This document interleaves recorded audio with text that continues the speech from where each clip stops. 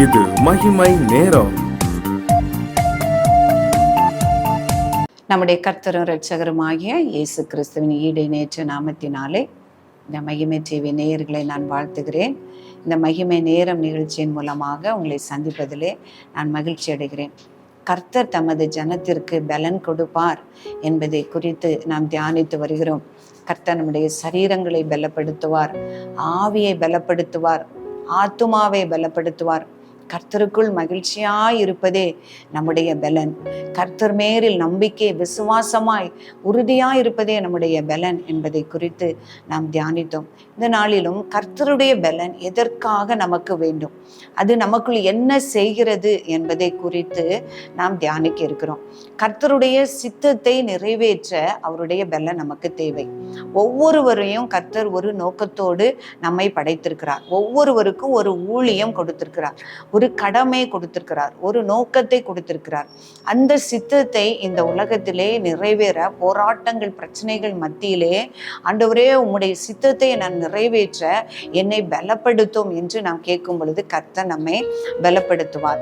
இயேசு கிறிஸ்து ஒரு நோக்கத்திற்காக இந்த உலகத்திற்கு வந்தார். பிதா அவரை அனுப்பினார். நம்முடைய சகல ஜனங்களுடைய பாவங்களை சுமந்து தீர்க்கிற ஒரு பலியாக அவர் இந்த உலகத்திலே வந்தார். அவர் கெத்செமனே தோட்டத்திலே அவர் பாடுகள் நெருங்கும் பொழுது அவருடைய பிதாவினுடைய சித்தத்தை நிறைவேற்றும்படியான ஒரு சூழ்நிலை. ஆனாலும் அவருடைய பாடுகள் அவரை நெருக்கும் பொழுது அந்த பாடுகளை குறித்து அவர் அறிந்திருந்தபடியால் சொல்லுகிறார், ஆண்டவரே இந்த பாடுகள் என்னை விட்டு நீங்க கூடுமானால் நீங்கட்டும், ஆனாலும் என்னுடைய சித்தத்தின்படி அல்ல உம்முடைய சித்தத்தின்படி என்று சொல்லுகிறார். பிரியமானவர்களே, நம்மையும் நம்முடைய சூழ்நிலைகளில் எத்தனையோ பாடுகள் நாம் நெருக்கும் பொழுது நாம் சோர்ந்து போகிறோம்.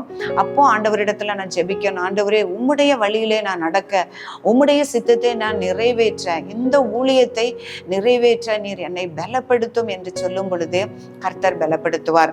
லூக்கா 22:42 பார்க்கும் பொழுது, பிதாவே உமக்கு சித்தமானால் இந்த பாத்திரம் என்னை விட்டு நீங்கும்படி செய்யும், ஆயினும் என்னுடைய சித்தத்தின்படி அல்ல உம்முடைய சித்தத்தின்படியே ஆக கடவுது என்று ஜெபம் பண்ணினார்.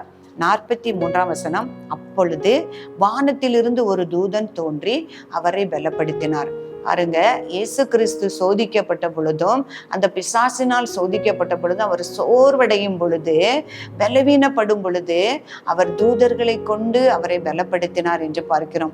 இன்றைக்கும் அவர் நம்மை பலப்படுத்த வல்லமை உள்ள தேவனாய் இருக்கிறார். நம்ம நெருக்கங்கள் பாடுகள் நம்மை சூழ்ந்திருக்கும் போது, துன்பங்களோ துயரங்களோ வேதனைகளோ பலவீனங்களோ இருக்கும் பொழுது நாம் அவரை நோக்கி கூப்பிடும் பொழுது, ஆண்டவரே உம்முடைய சித்தத்தை செய்ய எனக்கு பலப்படுத்தும், எனக்கு ஊழியம் இல்லையே, அல்லது நாம் வெறும் வீடுகளில் ஒரு குடும்பத்தை கர்த்தர் நம்ம கொடுத்திருக்கலாம், அந்த குடும்பத்தை கர்த்தருக்குள் கட்ட வேண்டும், பிள்ளைகளை கர்த்தருக்குள் நடத்த வேண்டும், பிள்ளைகளை கர்த்தருடைய போதகத்திலே நடத்த வேண்டும்.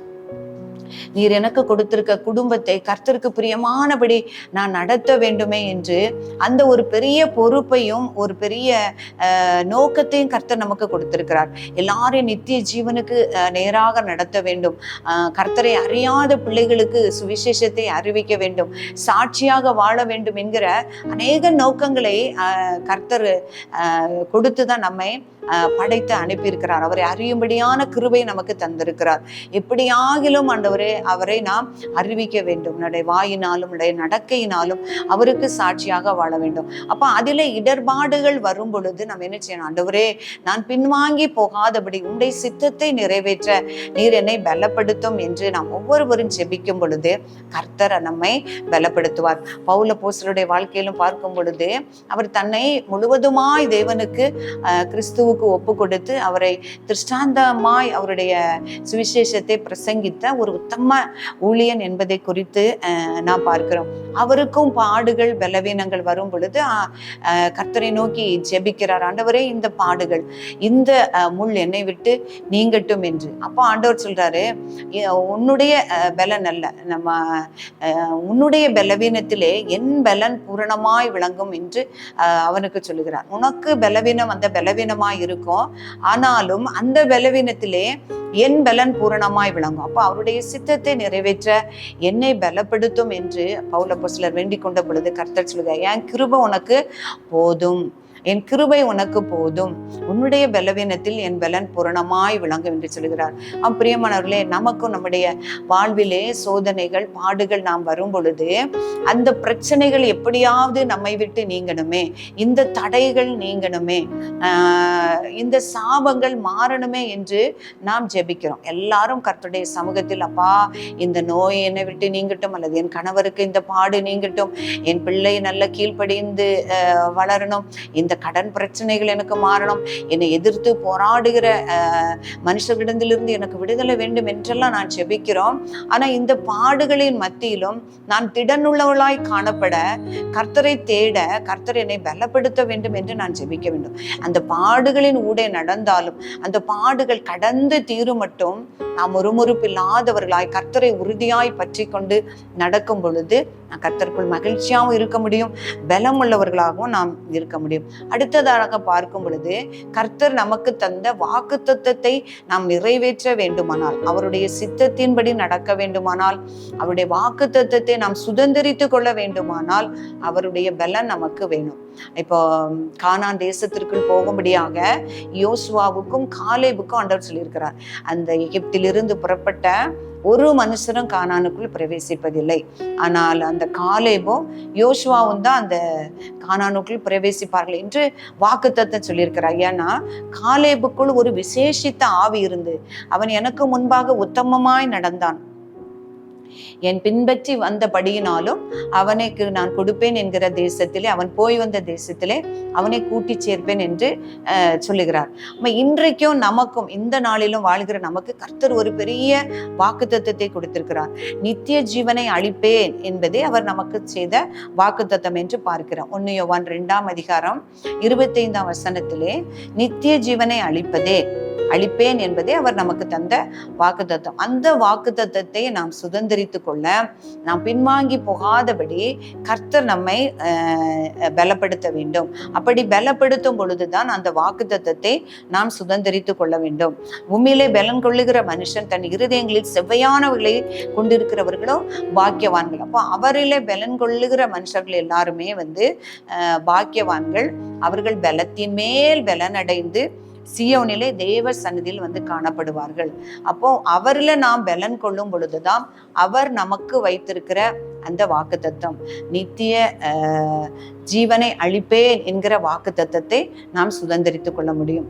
அவருக்குள் நாம் பலத்தின் மேல் பலன் அடையும் பொழுது அவர் நமக்கு வைத்திருக்கிற அந்த வாக்குத்தத்தத்தை நாம் சுதந்திரித்து கொள்ள முடியும். அடுத்ததாக பார்க்கும் பொழுது சத்துருக்களை எதிர்த்து நிற்கிற ஆண்டவர் சொல்கிறார், இந்த உலகத்திலே உங்களுக்கு உபத்திரவங்கள் உண்டு. பவுல் அப்போஸ்தலர் சொல்லும்போது சொல்லுகிறாரு, அந்தகார லோகாதிபதிகளோடும் வானமண்டலத்தில் உள்ள பொல்லாத சேனைகளோடும் உங்களுக்கு போராட்டம் உண்டு, எதிர்த்து நின்று அவன் கர்ச்சிக்கிற சிங்கம் போல உங்களை எதிர்த்து நிற்பான் என்று சொல்லப்படுகிறது. ஆனாலும் நீங்க பயப்படாதீங்க, நான் உலகத்தை ஜெயித்தேன். அந்த உலகத்தை ஜெயித்த அந்த இயேசு கிறிஸ்துவினுடைய வல்லமை பலம் நமக்குள் காணப்படும் பொழுது நாம் என்ன செய்யலாம், பொல்லாங்கனையும் எதிர்த்து நிற்கலாம். நாம் என்னாகம புஸ்தகத்திலே வாசிக்கிறது போல அந்த இஸ்ரவேல் ஜனங்களுக்கு காண்டாமிருகத்துக்கு ஒத்த பலன் இருந்தது என்று நாம் பார்த்தோம். அவர்கள் பாலசிங்கம் போல நிமிர்ந்து நின்றார்கள், அவர்கள் துஷ்ட சிங்கத்தை போல எழும்பி நின்றார்கள் என்று பார்க்கிறோம். அவர்கள் என்ன பண்ணாங்கன்னா, எதிரிகளை எல்லாம் அவர்கள் பட்சித்து அவர்கள் எலும்புகளை நொறுக்கி அவர்கள் அம்புகளை எய்வார்கள் என்று எழுதியிருக்கிறது. கர்த்தருடைய ஜனங்களுக்கு அவர் கொடுக்கிற பலன் சத்துரு எதிர்த்து நில்லாதபடிக்கு அதை துரத்துகிற, அதை மேற்கொள்ளுகிற, சத்துருவை மேற்கொள்ளுகிற பலனை கர்த்தர் தருவார். கண்டிப்பாக அவருடைய சித்தத்தை நிறைவேற்றவும், அவருடைய வாக்குத்தத்தத்தை நாம் சுதந்திரித்து கொள்ளவும், நித்திய ஜீவனை அளிப்பேன் என்று சொன்ன அந்த வாக்குத்தத்தத்தை சுதந்திரித்து கொள்ளவும், எந்த சூழ்நிலையிலும் பின்வாங்காதபடி அவரையே பற்றி கொண்டு நம்முடைய கர்த்தரிடத்தில் கிருபையும் பாவ மன்னிப்பையும் பெற்றுக்கொள்ளும் போது அந்த நித்திய ஜீவனை நாம் சுதந்திரித்து கொள்ள முடியும். உலகத்திலே போராட்டங்களை கொண்டு வருகிற பொல்லாத அந்த சத்துருடைய கிரியைகளை மேற்கொள்ளவும் கர்த்தர் நம் ஒவ்வொருவருக்கும் அவருடைய பலன் நமக்கு அவசியம். ஜெபிப்போமா. பரிசுத்தரே, உம்மை துதிக்கிறோம் அப்பா. நித்தியமானவரே உம்மை துதிக்கிறோம், ஸ்தோத்தரிக்கிறோம். நல்லவரே, உன்னதமானவரே உம்மை துதிக்கிறோம் அப்பா.